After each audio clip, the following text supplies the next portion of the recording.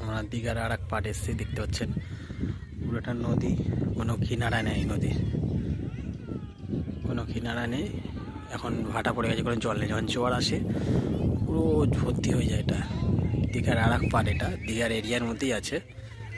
আর এই সাইড থেকে পুরো বালি, ঝাউ গাছ ফাগাছ সব আছে, ঝাউ গাছ আছে।